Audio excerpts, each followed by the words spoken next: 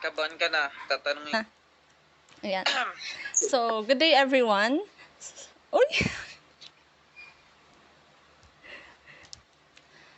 So, good day everyone. So, let's talk about Chapter 17, which is, ayan, political system.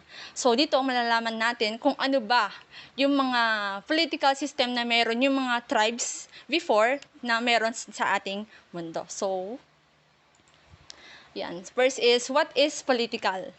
Wilbert, can you please read?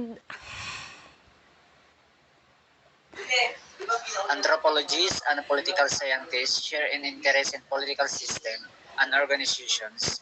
Anthropological approach is a global and comparative and include non-states as well as the states. Anthropological studies have revealed substantial variation in power, formal and informal. So, ayan. Okay, thank you. So, sinasabi dito na alam naman natin when we say anthropologists and political scientists, ang pinag-aaralan lang nila is about human or about culture, yung mga bagay-bagay.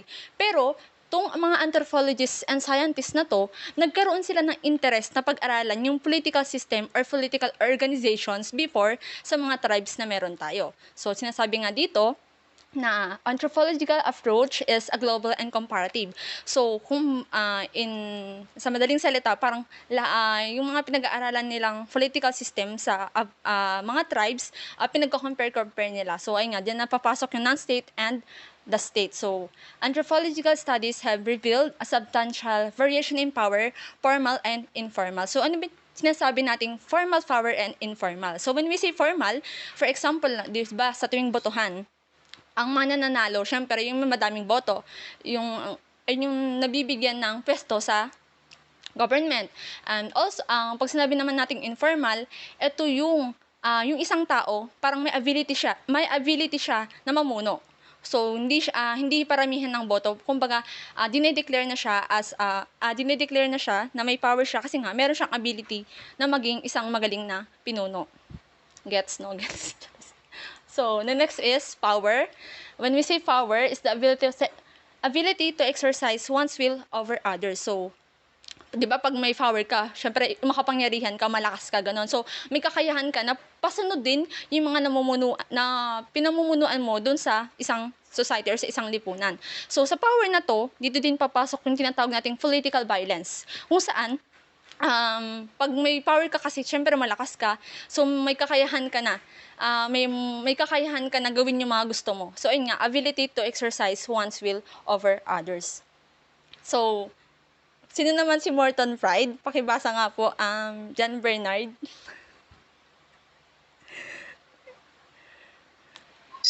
Dito kay Martin Fry, di ba? Political organization comprise those version of social organization that specifically relate to the individuals or groups that manage the affairs of public policy or seek to control the appointment or activities of individuals or group. Yan.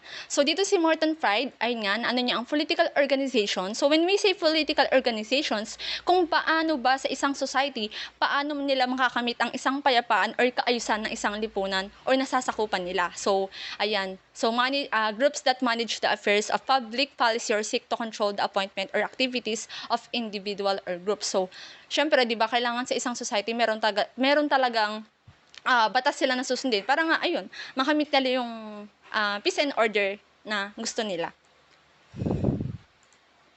So, we have the types and trends. So, ito, si Elman Service, ayan, naglisted siya ng four types level of political organizations.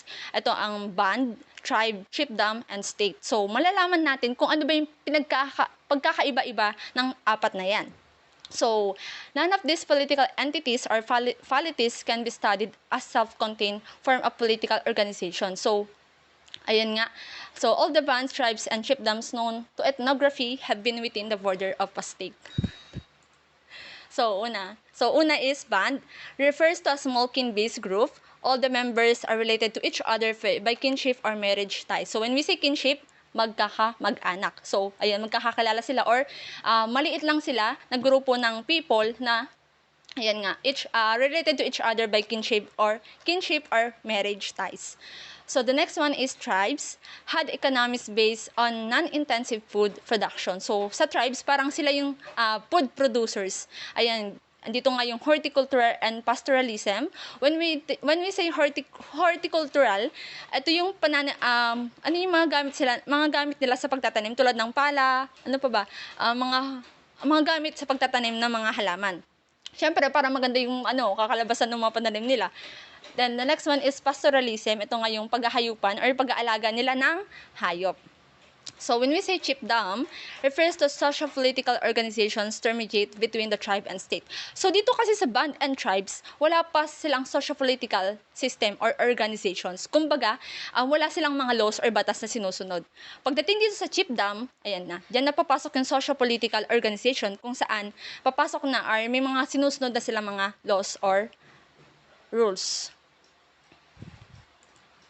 So, the last one is state, is a form of socio-political organizations based on a formal government structure and socio-economic stratification. So, sa state, di ba, may apat na, which is the people, territory, government, and nation. So, ayun yung pumapaloob sa state. Ayun nga, tinawag siya na formal government. So, saklaw siya ng gobyerno. So, the four levels and services typology are much too simple to account for the full range of political diversity and complexity known through archaeology and ethnography. So, di ba ako naman tayo, dito sa bands and tribes, matutalakay natin yung iba-ibang tribes na meron or nung matagal na na-exist sa hanggang ngayon nagsi-exist pa rin hanggang kasalukuyan. So, we have the foraging bands. Na-discuss na to last time sa mga chapter 15, yung mga foraging bands. At yung tinatawag nating hunter-gatherers. Hunter-gatherers should be not seen as representative of Stone Age people. So, when we say hunter-gatherers nga, ito nga yung mga tao na nag-hunt ng mga animal. Siyempre, para sa kakainin nila, para mabuhay sila. So, foragers tell us about economic and social relations that characterize humanity before food productions. All foragers now trade with food producers. Most hunter-gatherers rely on governments and on missionaries for at least part what they consume. So, dati kasi, yung mga foragers, parang legal pa na mag-hunt ng mga hayop. So, ngayon kasi, parang hindi na siya, illegal na siya. So, ayun, ngayon yung mga yung tinatawag ng foragers, ayun, sila na yung nagtitrade with, sila na yung trader with food producers. So, ito. Isang halimbawa ng tribes or mga foraging band is Dasan. So, Dasan, the government of Botswana is not the first to implement policies and system that affect Basaruasan. So, Dasan, sila yung parang pinakamatagal na tribe na nag-exist hanggang kasalukuyan. So, saan ba sila matatagpuan? Sa South Africa. So, Edwin Wilson argues that many San descend from herders who were pushed into the desert by poverty or oppression. So, ang mga San kilala bilang mahirap na tribo. Kasi nga, wala silang makain, ganyan. The San is para silang nomadic tribes. When we say nomadic tribes, ito nga yun yung mga tao na walang permanent na tirahan. Kumbaga, nasa isang lugar sila, kapag naubos na yung resources na pagkukuha na nila, they need to find another place or para maghanap ulit ng resources nila, syempre. He sees San today as a rural underclass in a larger political and economic system dominated by Europeans and Bantu food producers. So ngayon, ang San ngayon is rural underclass kasi nga parang nag-level up yung pamumuhay na meron sila. Bakit kaya? Malalaman natin yan. So, ayan. Susan Kent notes a tendency to stereotype foragers to treat them all as alike. So, one new stereotype sees them as culturally depraved people forced by states, colonialism, or world events into marginal environment. So, kaya nga daw yung San, kaya ganun daw yung pamumuhay ng Sans is because of colonialism or world events into marginal environment. So, yun, stresses variations among foragers, focusing on the diversity in time and space among the San. So, the nature of San life has changed considerably when a series of anthropologists from Harvard University Ayan. So, yung mga anthropologists from Harvard University, pinag-aralan nila yung pamumuhay ng mga San. So, dahil nga pinag-aralan nila, parang ayun yung naging way kung bakit ang daming mga turista nang pupunta sa San. And ayun yung naging dahilan kung bakit nag-level up yung pamumuhay ng San. Dahil nga, parang yung mga tourist is, yung mga tourist na tao doon pupunta, and syempre nagbibigay ng pera, parang ayun na nga, ayun yung naging way nila para mag-level up yung pamumuhay nila. Dahil nga doon sa, daming pupunta sa kanila mga turista. So, the next one is the Inuit. The Aboriginal Inuit, Howell, 1954 to 1968. Another group of foragers provide a good example of methods of settling disputes, conflict resolution in stateless societies. So, the Inuit, same lang siya ng the Sun. Pero itong Inuit na to, matatagpuan siya sa Arctic. So, syempre malamig doon na lugar. So, ang karamihan na hanapbuhay talaga nila is pangingisda. Then, malapit din kasi sila sa dagat. So, norms are cultural standards or guidelines that enable individuals to distinguish between appropriate and inappropriate behavior in a given society. So, ayun, sinasabi dito na, yun nga, yung norms, when we say norms, ito nga yung may araw-araw na ginagawa natin sa buhay natin. So, ayun yung naging guidelines nila to, distinguish kung ano ba yung appropriate and inappropriate behavior na meron sa pamumuhay ng mga Inuit.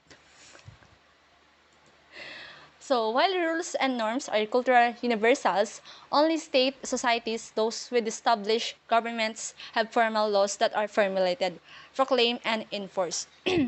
So, dati nga, before nga, wala talagang formal laws ang mga tribes. So, dun lang naman lang nagkaroon because of cultural universal. So, ayan. Foragers lack formal law in the sense of a legal code with trial enforcement. The absence of law did not entail total anarchy. So, kaya nga, lack sila ng formal laws kasi nga nagkaroon ng legal code with trial and enforcement. So, nagkaroon ng absence between the anarchy. So, sa mga foragers dati, wala nga silang law na sinusunod. Kumbaga, kung ano yung mga for example, yung mga masama na ginagawa nila is parang yung masama na ginagawa nila is normal lang sa kanila, pero sa mata ng iba ay masama na. So, E.A. Hobel, 1954, in a study of Inuit conflict resolution, as far as population of some 20,000 Inuit span to 6,000 miles, 9,500 kilometers up the Arctic region. So, sa Arctic region, sobrang lamig dyan. So, kahit na nasa malamig sila na party ng isang lugar, grabe naman yung lumobo yung populasyon na meron sila. So, personal relationships linked the families and bands. Some bands had headmen.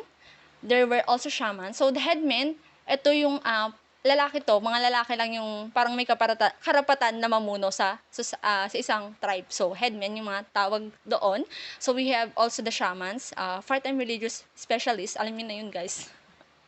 However, these positions conferred little power on those who occupied them. So, ayun nga, hunting and fishing by men were the primary Inuit subsistence activities kasi nga malapit nga sila sa dagat. So, ito yung pinaka-main hanap buhay na meron sila.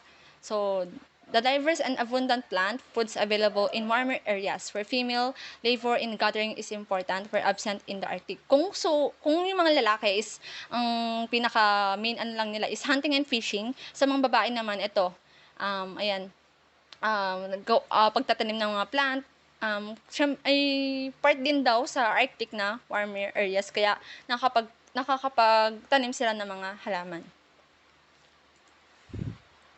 The ability to support more than one wife conferred a certain amount of prestige, but it also encouraged envy. Prestige is esteem, respect, or approval for cultural value of quality. So, ayan. Yung prestige, parang sinusuportahan niya yung lalaki na magkaroon pa ng isa o higit pang mga asawa. So, no government existed to intervene and stop such as blood feud. So, sinabi ko nga kanina, wala talagang batas, wala talagang law na sinusunod ang mga tribes before. So, no government existed. So, pati patay sa kanila is normal na lang. So, a murderous feud fight between families. So, kunyari, ako may anak ako, papatayin ko yung anak ko. Parang normal lang, walang, kasi nga, walang government. So, one of the most basic Inuit beliefs was that all natural resources are free or common goods. So, ayun nga, lahat ng nakita nila sa place nila, is free and common goods. So, mapapakinabangan nila. So, we have the tribal cultivators, Papua New Guinea in a South America's tropical forest, in which tribal principles still operate. So, tribes typically have a horticultural or pastoral economy and are organized by village life and or membership in descent groups, kin groups whose members trace descent from a common ancestor. Tribes lack a socio-economic stratification, a class structure, and a formal government of their own. So, tribal cultivators, mahihayan tulad nga natin, mako-compare din natin sila sa sa mga foragers, sa mga hunter-gatherers. So, lack din sila ng formal government and stratification. The main regulatory officials are village heads. So, village heads, same lang dun sa tinatawag nating headman kanina, and village head or big men. Descent group leaders, village councils, and leaders of fungible associations. Horticulturalists tend to be egalitarian, although some have marked gender stratifications and unequal distribution of resources, power, prestige, and personal freedom between men and women. So, horticultural villages are usually small with low population density and often access to strategic resources. So, big men, mga dissenting group leaders. But malalaman natin mamaya kung bakit ba sila tinatawag na decent group leaders. So, ayan. So, pag sinabi natin horticultural village, usually, small lang talaga sila na population or liit lang sila na mga tribo. So, the village head, Yanomami Chagnon, 1997, are Native Americans who live in southern Venezuela and the adjacent part of Brazil. Yanomami are horticulturists who also hunt and gather. Their staple crops are bananas and plantains. Yanomami have families, village, and descent groups. So, sa village head, matatawag na silang, ayun nga, sila ay isang horticultural people or maliit lang na group of people. Ayan, meron silang bananas and plantains. Ayan, you have families, village, and descent groups. So, village head, ayan, always a man. His authority, like that of a foraging band's leader, is severely limited. If a headman wants something done, he must lead by example and persuasion. The headman lacks the right to issue order. He can only persuade, hurry, and try to influence public opinion. So, dito sa village head, kaya nga tinawag siya na decent leader kasi nga, hindi siya yung leader na kailangan mo munang utusan yung pinamumunuan mo para magawa yung pinapagawa mo. So, etong village head, pinapersuade niya yung mga tao. For example, magkakaroon ng pista sa lugar nila. So, siya papangunahan niyang maglinis. So, in that way, parang, syempre, magkakaroon na ng idea yung mga nasasakupan niya na kailangan maglinis kasi nga malapit na ang pista. So, doon nila tutulungan yung village head nila na maglinis ng pista, lugar nila para sa darating na pista. So, sa village head din, nagtatanim na siya ng mga gulay at prutas doon sa bakuran niya para pagdating ng pista, meron siyang may ambag na pagkain. So, among the Yanomami, when a group is dissatisfied with the village headman, its member can leave and found a new village. This is done from time to time. So, dito sa Yanomami, so kung yung ibang tribe, wala kang karapatan na iwan yung tribes mo, dito sa Yanomami, may karapatan ka kung hindi mo na nagugustuhan yung mga pinapagawa ng headman ninyo. So, ayan. Members can leave and found a new village. This is done from time to time. So, we have the big man. In many areas of the South Pacific, particularly the Melanesian Island and Papua New Guinea. Native cultures had a kind of political leader that we call the big man. So, malaki ang pagkakaiba ng big man sa village head. So, bakit kaya? Big man, almost always a male, was an elaborate versions of the village head but with one significant difference. So, ang laki ng pagkakaiba nila, ang laki ng pinagkakaiba ng big man sa village head. So, the village head's leadership is within one village. The big man had supporters in several villages. The big man therefore was a regulator of regional political organizations. So when we say village head, isang tribo lang or isang village lang yung pinamumunuan niya. So when we say big man, ayan, several villages. So madami siyang pinamumunuan ng mga tribo or villages. So when we say village head, it was a decent leader. Kung saan pinapersuade yung mga nasasakupan niya para magawa yung mga gusto niya ipagawa. Pagdating dito sa big man, ayun, syempre, kailangan yung utusan o sapilitan, ayan, coercion, yung mga nasasakupan niya para ayun, para magawa din yung gusto niyang mapagawa. So, ayun yung pinagkaibahan nila ni village head and the big man. So, anthropologist Leopold Pospisil, 1963, studied the Kapauku, 45,000 people who grow crops with a sweet potato as their staple and raise pigs. So, staple, parang ito yung pinaka-main. Kung sa Pilipinas, ang staple food natin is rice. So, dito naman, ang staple food nila is, yan, sweet potato. So, the only political figure among the Kapauku was the big man, known as Tonowi. Tonowi achieved his status through hard work, amassing wealth in the form of pigs and other native riches. A man who was determined enough could become a big man, creating wealth through hard work and good judgment. So, ayan.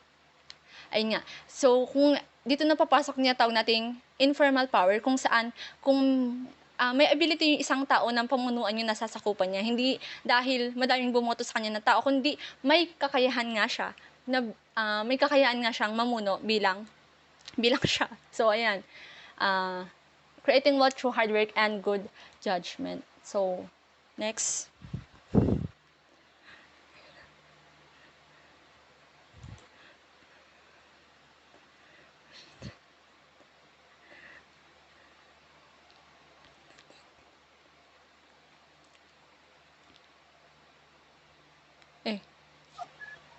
Sa report, sa part ko nga pala is papaliwanag ko kung ano nga ba yung pan-tribal sodalities and age grades. So, Wilbert, pwedeng pakibasa yung dalawang bullet.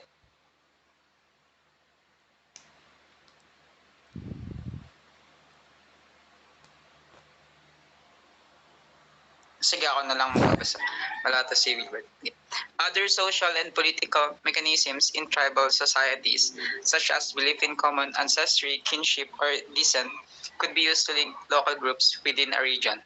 Pan-tribal sodalities, those that extend across the whole tribe, spanning several villages, sometimes arose in areas where two or more different cultures come into regular contact. So, dito, yun nga, sa pagdilink nga ng mga groups within a region, syempre napakalaking part doon nung kinship, which means yung mga bloodline or pwedeng sa common ancestry, yung mga culture na nakasanayan nila, and also, ay na, tulad na sinabi ko yung mga bloodline. So, sila rin yung magkakasama nun. But dito sa pan-tribal sodalities, sinabi dito is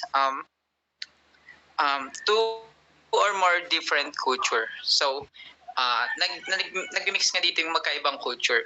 Ito yung pan-tribal sodality. So, mas ma-expand ko pa siya sa next slide. So, paki-next po.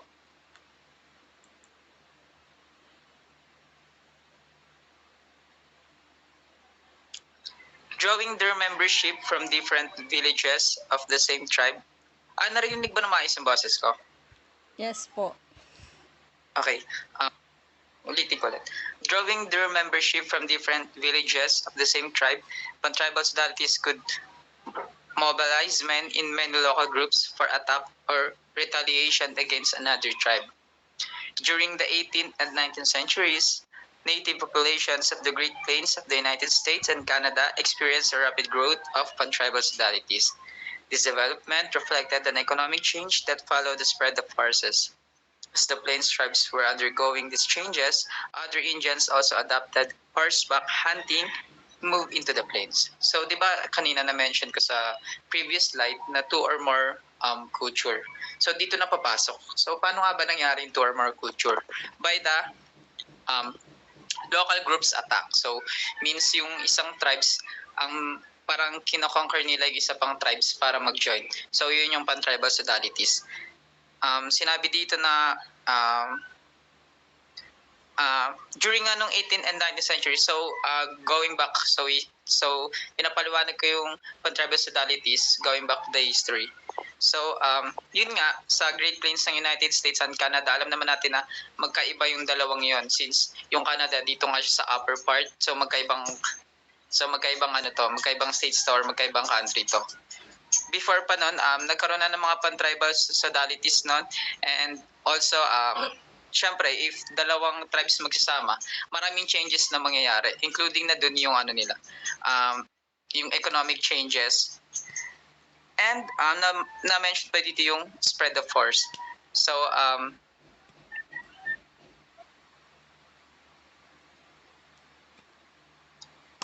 dito sa last bullet, may other Indians na na-adapt din nila yung horseback hunting. So, alam naman natin yung horseback hunting, di ba? Kasi before ngayon naman wala naman ng mga hindi na masyadong ginagamit yung horse for sa paghanap buhay natin. Pero noon, yun kasi yung ginagamit nila since hindi pa naman ganun ka modern nun. So, yun talagang ginagamit nila sa paghahunt ng pagkain or pwedeng paghanap ng mga tirahan. Since parang since yung konsepto nun, yung konsepto netong pan-tribal sodality, so parang nag-move sila from another to another. Kumbaga, nagko-conquer nga sila. So, yung ginagamit nila na pang-travel, yun yung mga horses. Next slide, please po. Leaders coordinated hunting efforts, making sure that people did not cause a stampede with an early shot or an ill-advised action. Leaders imposed severe penalties, including seizures of culprits' wealth for disobedience. Age sets of increasing rank. Each set included all the men from the tribe's component bands born during a certain time span. Age set, unisex, usually male. Political group includes everyone born within a certain time span. The sets moved through grades, the most important of which was the warrior grade. So dito, syempre, tribes yung pinag-uusapan dito, di ba? So, imposible namang sa isang tribes walang namumuno doon. So, laging may leader, syempre. Kahit saan naman to nag-a-apply, talagang lahat ng bansa may kanya-kanyang mga leader. So, syempre, as a leader, meron kang mga pinoprovide ng mga batas na para sundin ng mga pinamumunuan mo. Kasi kung walang batas, di ba? Baliwala rin yung isang state. So, anytime pwedeng may magrebelde sa'yo. So, ginawa rin yung mga batas na to para para sundin, and if may hindi sumunod sa'yo, syempre paparusahan. Kaya doon na rin nagkaroon ng power, which is yung leadership nga. So, sa lahat naman siguro nag-apply to sa lahat ng mga tribes, laging may leader. Then, malaking factor din yung age, syempre, sa pag-increase ng rank mo sa society na meron ka or sa isang tribe. And sinabi dito is, in terms naman sa political group, wala dito sinabi na male lang, lalaki lang. Wala naman sinabi dito na lalaki lang yung dapat mamumuno pagdating sa in terms of political. But sinabi dito is unisex, pero probably more on male talaga. So, kahit papaano, may yung mga kababayan din is may privilege din sila na pwedeng mamuno. The next po. So, dito naman tayo pupunta sa nomadic politics. Andre, pabasa nga. So, nomadic politics, political organization becomes less personal, more formal, and less kinship-oriented. The pastoral strategy of adaptations does not dictate any particular political organization. Expressing this schedule is Ilra, a concept common to all Iranian nomads. Each tribe had its own leader, known as the Khan or Ilkhan. The Basri Khan, because he dealt with a smaller population, faced fewer problems in coordinating its movements than did the leaders of the ano yun? Kashkai? Kashkai. Sige, go lang. Done na. Tapos na. Tapos na ba? Okay. Kailangan hindi pa tapos. So, dito, pag sinabi nating nomadic politics, so from the word nomadic, ano nga ba yung meaning ng nomadic na yan? So, ito yung parang nag-move yung communities place to place. So, di ba parang related din siya sa na-discuss ko kanina since yung sa ano ulit yun? Yung pabalikan sa previous slide. Sorry. Ayun, tribal sodalities. Yun yung parang nag-move nga sila from place to place para mag-conquer ng iba't ibang mga tribe para masakop nila ibang mga culture din. Then, dito rin sa nomadic politics, kumbaga nag-move din sila ng place to place so wala silang permanenteng lugar.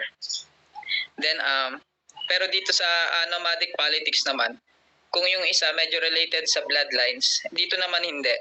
Lalo na sa in terms of political organization or sa pag-organizan ng politics sa kanila, less personal. So, wala silang pake kung kamag-anak or anak or bloodline sila as long as capable ka sa position na yon para mapamunuan yung politics,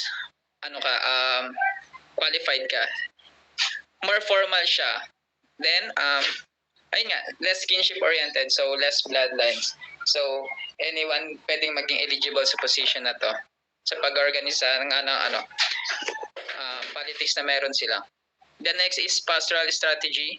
So, hindi rin ito naapektuhan yung pag-organize ng politics nila since pag sabi yung pastoral strategy, parang ito yung may kinalaman yung church. Kumbaga parang nangyayang yung church sa sa mga decisions pagdating sa sa politics nila. So labas yung doon, labas yung mga churches doon. Then expressing this schedule is ILRA, a concept common to all Iranian nomads. So binabanggit dito yung binanggit dito is mga Iranian nomads. So pag sinabing ILRA, based on my research, so parang ito yung mga tribal roads or yung mga dinadaanan nila from place to place. Yun yung ILRA. So, based lang din sa research ko. Then, syempre, dito, lagi naman nag-apply na sa bawat tribes meron talagang leader. Then, tinatawag nga yung Khan or Ilkhan. Then, the Basri Khan, face of problems incarnating its movement in the leaders of Khan. Basta dito sa part na to, dito sa mga Iranian nomads, yung pinaka-leader nila is tinatawag na Khan or Ilkhan. Next.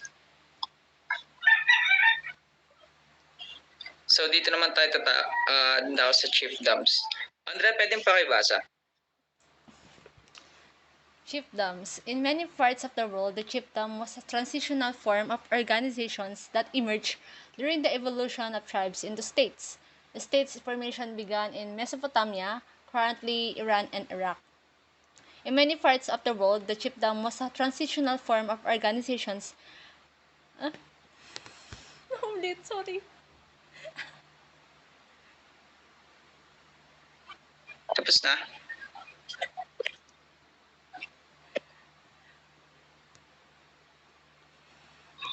Hello, Andrea?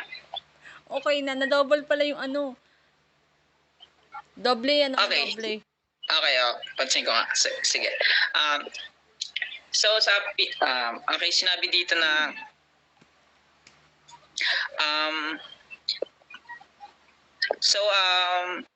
yung pinaka-simple word ng chiefdoms is parang yung chief yung namumuno sa isang state. So, yun yung pinakakalugan niya. Or as a territory or state ruled by a chief. So, kung kanina sa previous na sa Iran namumuno sa kanila is Ilkan ba yun? So dito naman mga chief naman yung namumuno. Then sinabi dito, may chiefdoms is nag-emerge during the evolutions ng mga tribes into states. Then nag-start siya sa Mesopotamia. So itong Mesopotamia, so familiar naman na tayo dito as AP Major since lagi talaga nating napapag-aralan to, yung Mesopotamia, yung civilization na meron dyan. And currently, yung Mesopotamia na to is Iran and Iraq. So next, yun, nandadoble nga pala yung So sinabi ni Robert Carneiro, defines the state as an autonomous political unit encompassing many communities within its territory, having a centralized government with the power to collect taxes, draft men for a work hour, decree, and enforce law. So, yun na nga, sa isang territory or isang states, meron ngang centralized government or may isang namumuno para pamahalaan yung isang state na meron sila, which is yun na yung dati pa man meron na talagang pagko-collect ng mga tax, of course, pag-work ng mga tao, and war, syempre para mas marami pa silang makonquer na iba't ibang mga lugar. And syempre yung pag-enforce ng mga laws, syempre kung isa kang leader or sa isang bansa, hindi pwedeng walang laws kasi kung walang laws, 'di ba? Nonsense yung isang bansa na 'yon, kumbaga legal lahat. So if may nalalabag ka, syempre may kaparusahan para doon. Doon na papasok yung matatakot yung mga tao and kailangan nilang i-obey yung batas na ibinigay ng isang leader. Next. Andiyan na ba si Wilbert? Pwedeng pabasa to. Hello, Wilbert. Hello. Okay. Political and economic system in chiefdoms. Much of our ethnographic knowledge about chiefdoms comes from Polynesia, Kurds 2000, where they were common at the time of European explorations. Chiefdoms' social relations are mainly based on kinship, marriage, descent, age, generation, and gender as they are in bands and tribes. Chiefdoms are characterized by permanent political regulations of the territory they administer. Chiefdoms might include thousands of people living in many villages and or hamlets. So, tapos na.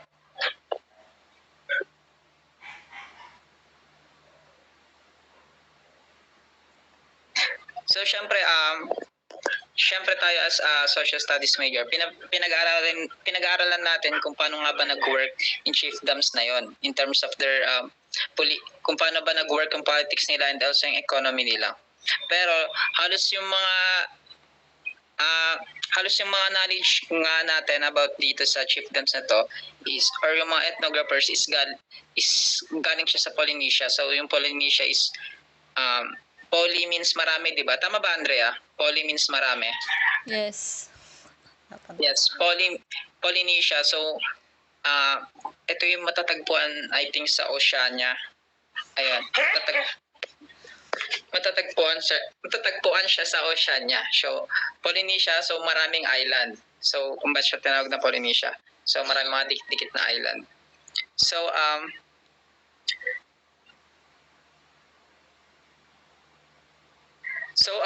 sinabi nga dito yung chiefdoms, social relations are mainly based on kinship. So dito naman sa chiefdoms, so may kinalaman pa rin yung mga bloodlines or mga kamag-anakan. Hanggang sa marriage, kasama na rin dyan yung generation and age para mabuo nga yung mabuo yung isang tribes na yon. The next po.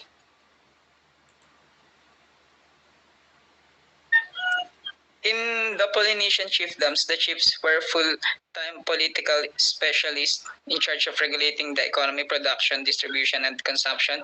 Polynesian chiefs relied on religion to buttress their authority.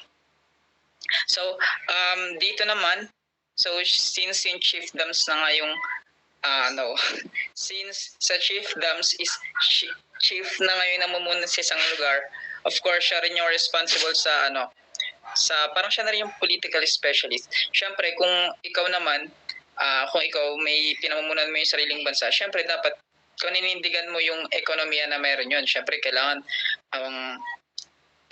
para maging malakas yung isang tribe or bansa or kahit ano pa man, syempre dapat maganda rin yung ekonomiya, di ba? Napakalaki factor. Wait lang.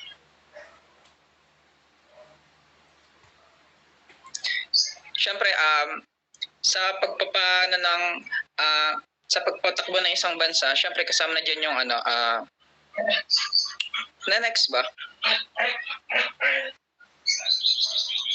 Pabalik na sa previous slide.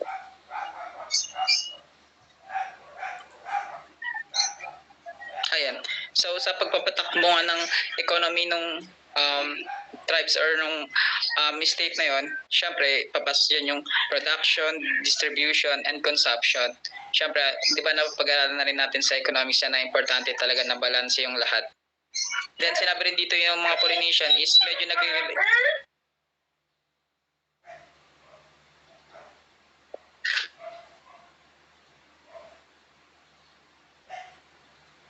wait lang po, may aso, sorry.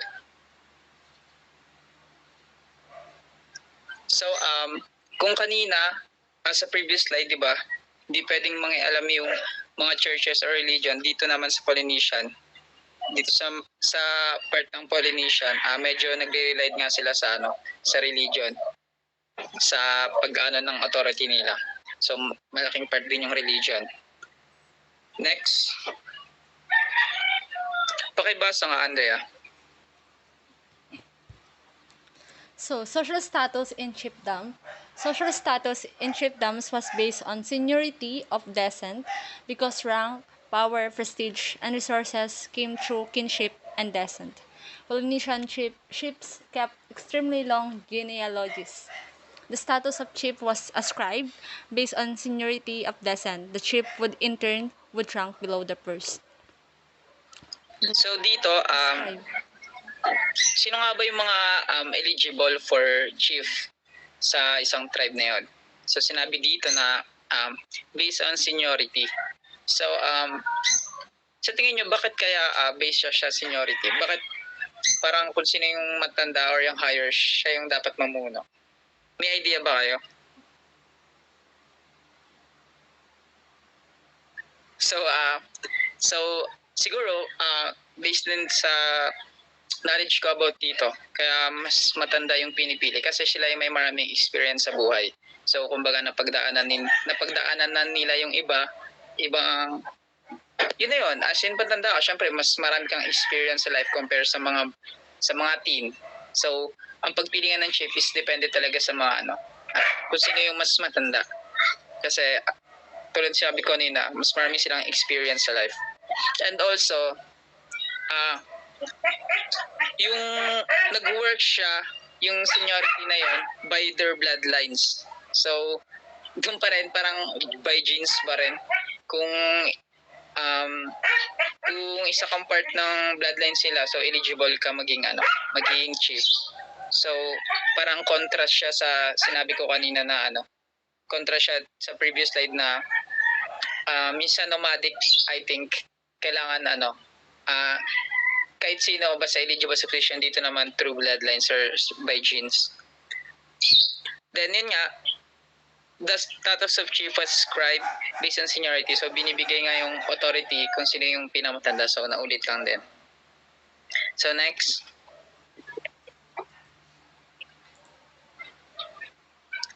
Pakibasa nga Wilbert.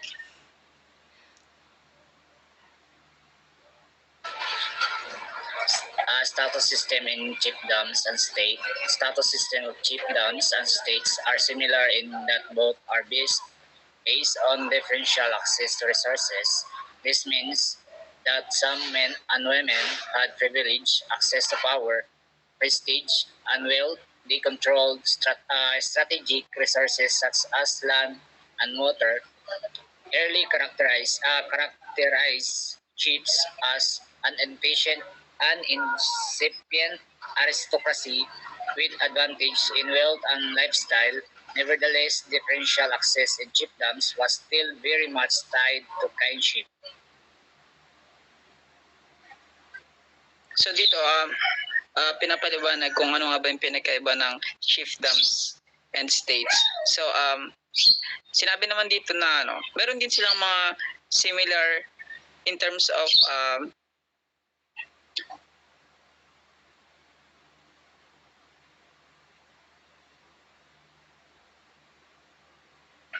sorry. So dito nga sa chiefdoms and states, so meron din silang pagkakapare-pareho kung paano nga ba pinapatakbo nila yung isang nila, isang country or tribe na meron sila. Then walang dito, walang sabi kasi dito na both men and women, so walang discrimination in terms of gender sa pagkuha ng ang mamumuno sa kanila. So kahit pa paano naging maganda naman yung medyo angat-angat naman yung pamumuhay ng mga babae sa time na to kasi 'di ba alam naman natin na halos lalaki talaga yung eligible for this position, but dito sa time na to medyo kung yung babae na yon is parang maalam din siya, so eligible siya sa position ng namamuno sa nasasakupan niya. The next,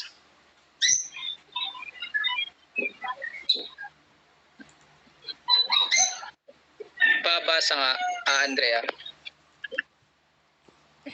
Kinship ties did not extend from the nobles to the commoners because of stratum and endogamy, marriage within one's own group, such as division of society into socioeconomic strata contrast strongly with bands and tribes, whose status system are based on prestige rather than on differential access to resources. So, dito nga, hindi masyado nag-extend yung kinship tayo sa mga nobles. So, pag sabi natin nobles, ito yung maharlika sa pamamagitan ng stratum endogamy. Endogamy. So, ang meaning ng stratum endogamy, so based on my research lang din, ito yung kasal within own culture lang. So, ba sa isang tribo na to, doon lang siya pwedeng ikasal. So, hindi siya pwedeng pupunta sa iba pang tribes or parang negotiate or sa ganon. Ikasal sa ibang tribes, doon lang talaga siya nag-isip sa sarili niyang culture. Siyempre, for the purposes of that is, siyempre, para mapanatili nila yung culture nila na meron sila. Maingatan nila yon. So, next. So, ako na lang magbabasa nito. So, stratification. Status system in chiefdoms, although based on differential access, differed from the status system in the states because the privileged few were always relatives and assistants to the chief. Chief would start acting like kings and try to erode the kinship basis of the chiefdom. Such moves, if accepted by the society, created separate social strata, unrelated groups that differ in their access to a prestige and power.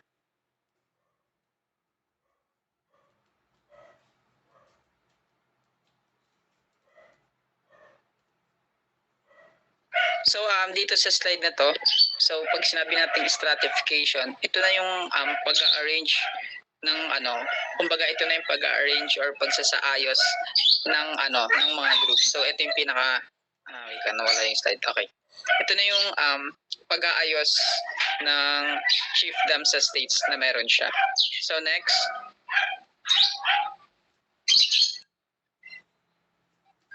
A stratum is one of two or more groups that contrast in regard to social status and access to strategic resources. This presence and acceptance of stratification is one of the key distinguishing features of a state.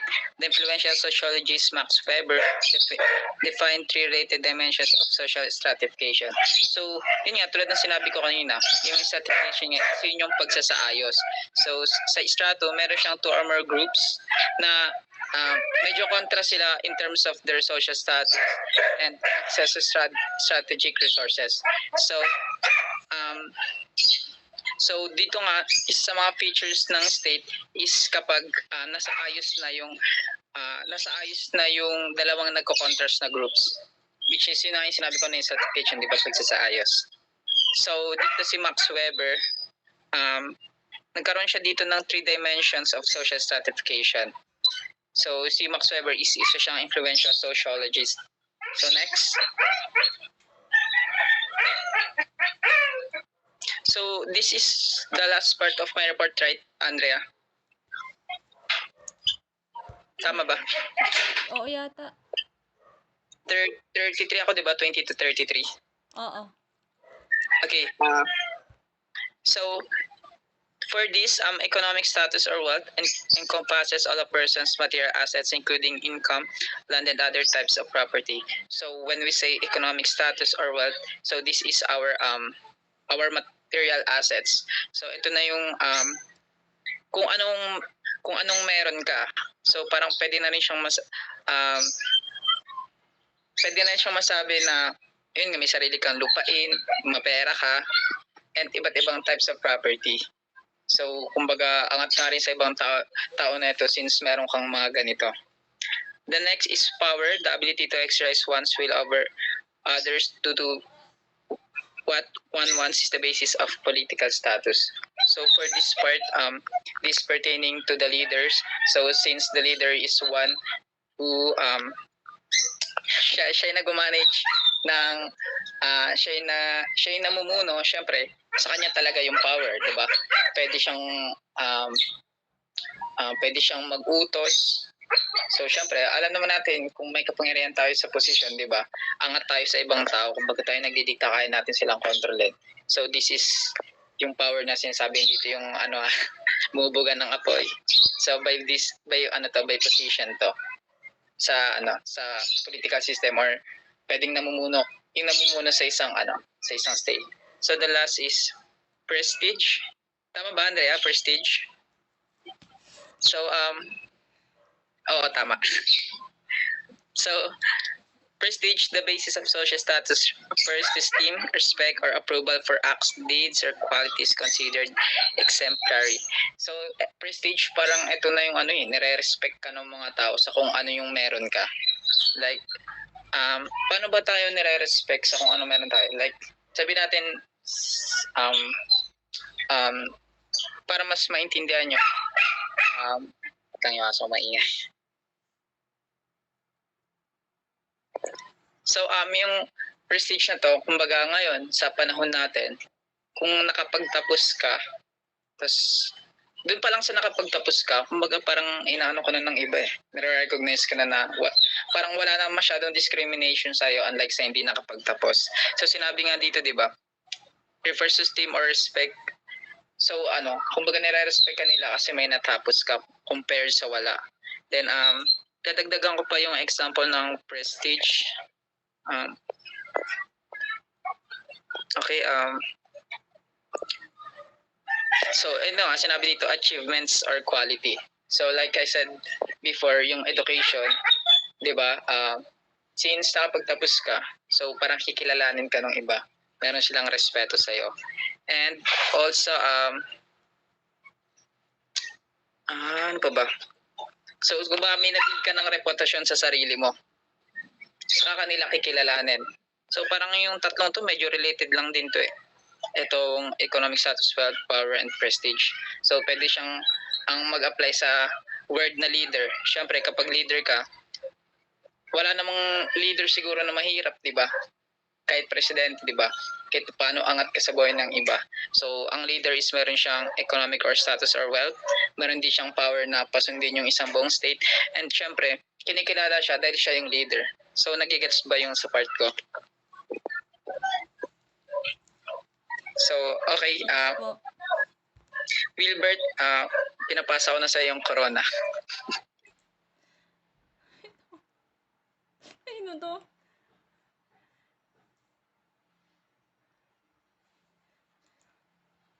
Ano to? Hello, Wilbert.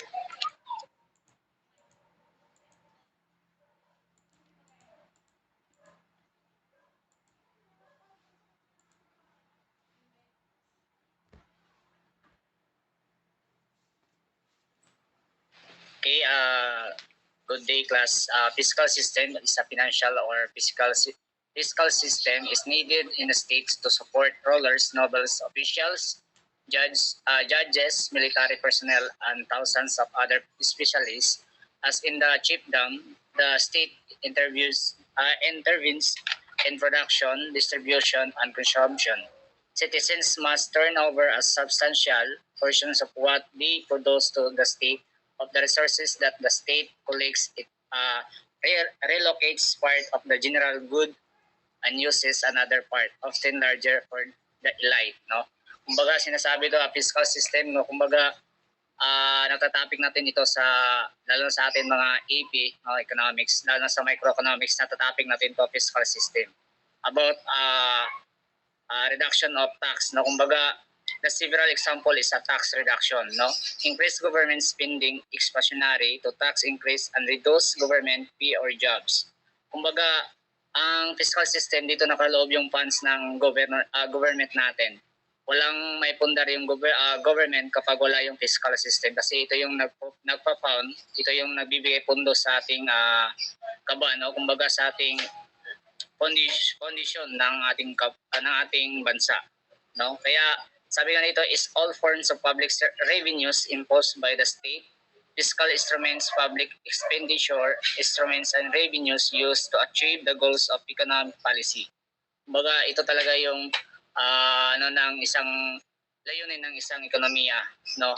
Kumbaga natatakel ito sa microeconomics, 'di ba? Napakahalaga ang ginagabayan ng fiscal system. Kumbaga siya ay nagbibigay ng punteriya o nagbibigay trabaho sa mga tao ng bansa, no? Kumbaga nagbibigay trabaho kung siya like pag-improve ng ating mga kalsada, buildings, no? Kumbaga at maraming mga trabaho na ma-benefits yung ating mga kababayan. Then next,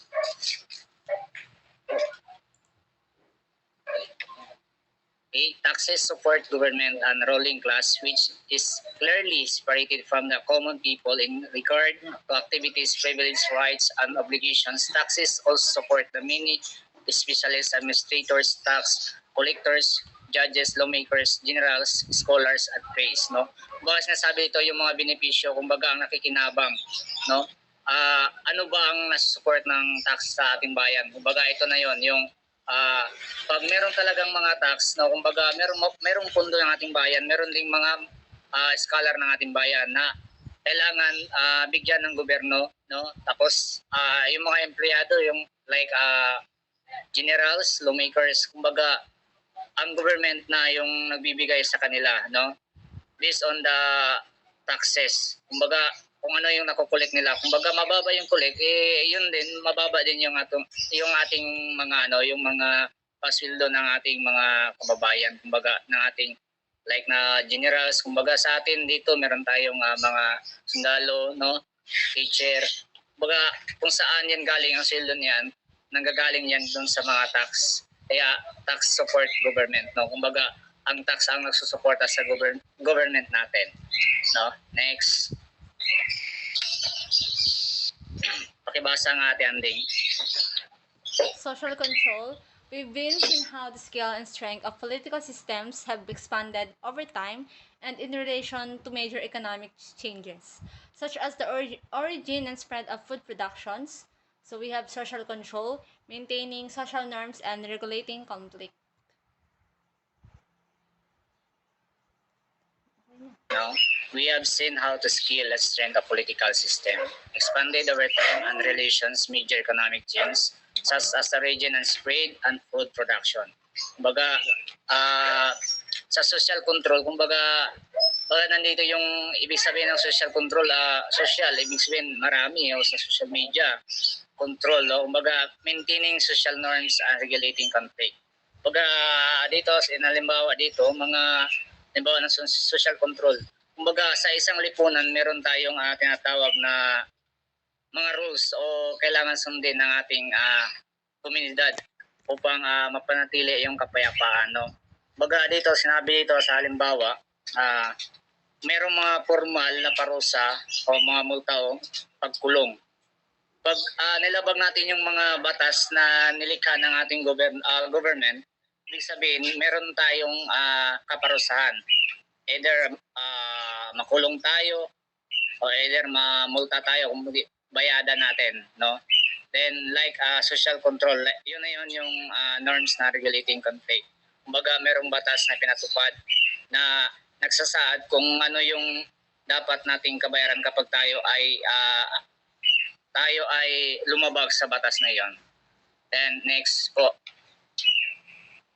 hegemony. Antonio Gramsci, 1971, developed the concept of hegemony for a stratified social order in which subordinates comply with dominations by internalizing their rulers' values and accepting the naturalness of domination. This is the way things were meant to be. Like sample ito si Perry Bourdieu, no? Like sakto ba, tama ba po ako sa pag-pronounce? Every social order tries to make its own arbitrariness, including its mechanism of control and operation since natural. Dito, sinabi ito ay tumutukoy sa, like ito, mga example ito ay tumutukoy sa pangingibabaw ng isang makabahaging sistema makabahaging sistema o idea na pagpahalaga sa ethics o sa ating sa lipunan. Kumbaga ethics o sa loob ng isang lipunan o komunidad sa panahon ng kasaysayang panahon, no. Kumbaga tayo ay nangingibabaw sa isang makabahaging sistema. Sinabi ni ang tawag dito sa hegemony, no. Like sabi ni Antonio Gramsci, kilala si Gramsci sa kanyang teorya na kulturang hegemonic. Kumbaga, ito siya, ang nakaano ni hegemonic, meron siyang teorya na mas kilala siya. Ang sabi is, ang kultura ng hegemony, no, na naglalarawan kung paano ginagamit ng Estado at naghaharing kapitalistang uri ng borgesiya, no? Borgesiya ang mga institusyong pangkultura upang mapanatiling kayamanan o kapangyarihan sa mga kapitalistang lipunan. Kumbaga sinasabi dito, tinutukoy na talaga dito yung mga investors o mga baga namumuhunan sa ating bansa. Kumbaga paano niya naghahari, paano sila naglumalago o nakikinabang dito sa ating bansa.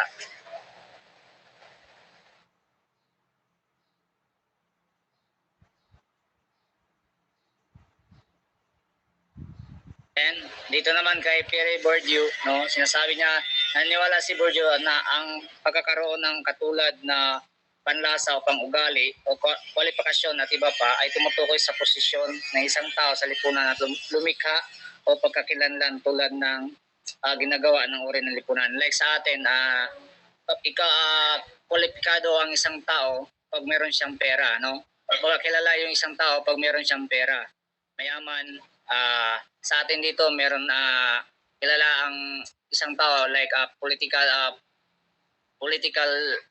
ano yan tawag nito, political vision, no, kumbaga isang mga politiko, no, kilala sila bilang mayaman, no. Sabi na nga ni kanina ni Johnny na mas kilala ang tao sa kayamanan, no, kayamanan, kaya meron siyang loob na meron siyang kwalifikasyon na maging pinuno ng isang komunidad kasi higit pa sa kilala siya, meron siyang kayamanan, meron din siyang mga nasasakupan. Then, next, this include various techniques of persuading and managing people and monitoring that recording their beliefs, activities, and contacts. Hegemony, the internalizations of a dominant ideology, is one way in which elites curb resistance and maintain power. Kumbaga sinabi niya dito, curb resistance and maintain power. Kumbaga, meron talaga siyang gusto niya na mapanatili ang kaniyang kapangyarihan sa isang lipunan. Kumbaga gusto na, like sa atin, even nakaranas na siya sa ilang posisyon, kumbaga dahil gusto niya, ulit tatakbo siya ulit. Kaya gusto niya kasi nahawakan yung isang komunidad na siya yung nangingibabaw. Yun lang. Gate, next.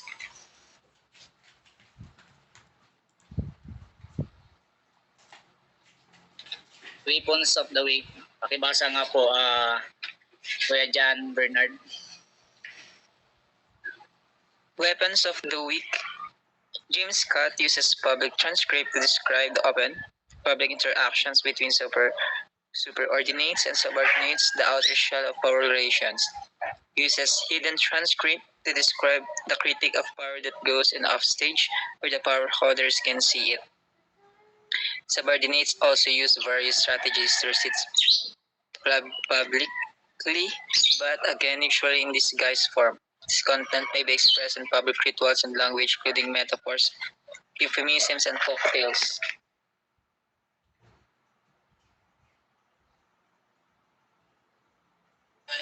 Okay, sabi pa nga ni James Scott, no, si James Scott ay isang etnografiya, no. Ang kanyang inaral ng ang mga epekto ng Berding revolution sa kanyang sa kayanan ng isang lipunan, no. Kumbaga sa atin hindi na tayo mabigla kung bakit meron tayong tinatawag natin na iba't ibang grupo sa lipunan, no? Kumbaga merong sa pamumuno meron talagang kukontra sa iyo dahil kayan pa nga kay James Scott, no, meron talagang epekto. Kumbaga ito yung nagme-maintain sa power ng lipunan. Kumbaga ang isang pinuno pag walang kumukontra mapanatili kahit hindi na maganda ang kanyang pamumuno, meron na siyang marami na siyang mga nakakang tao kapag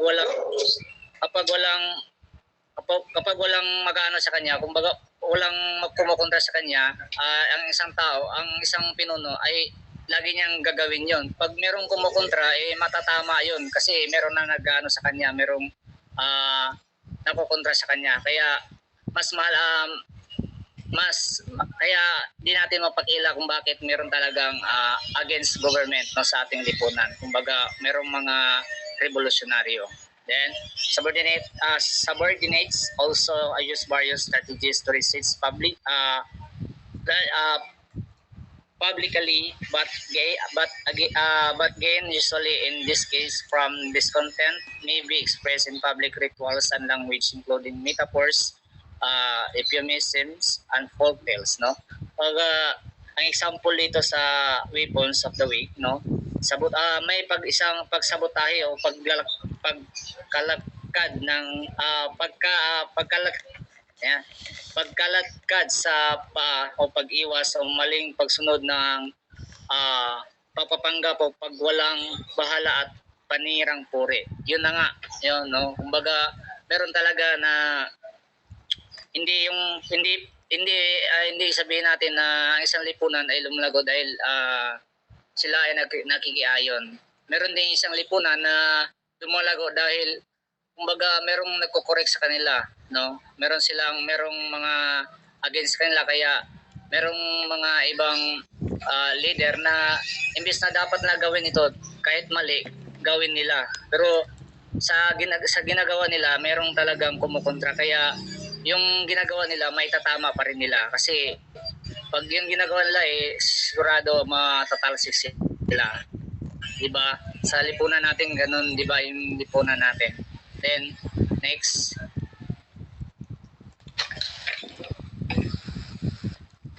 public transcript open the public interaction between dominators and oppressed, no? Hidden transcript, hidden resistance to dominance by the oppressed. Kumbaga sinasabi po public transcript. Kumbaga anong sinasabi dito? Transcript, no? Kumbaga sa isang public servant, no? Sinabi dito ang open public interactions between dominators and oppressed, no? But ibig sabihin maging open ang interaction ng bawat isa sa about ng lipunan. Kumbaga mas mapahihayag, no, ng marami. At ng mga dominators, yun na yung sinasabi ko kanina, no? Then next na tayo.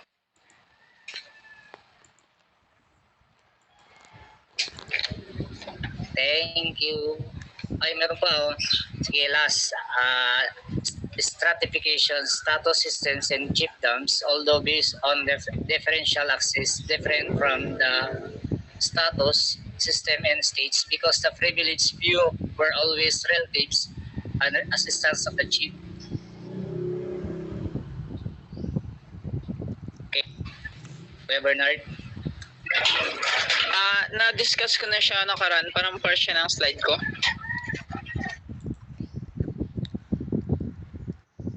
Okay, done na. Okay, Jaja. Okay. Hey! Jan. Hey! Hey.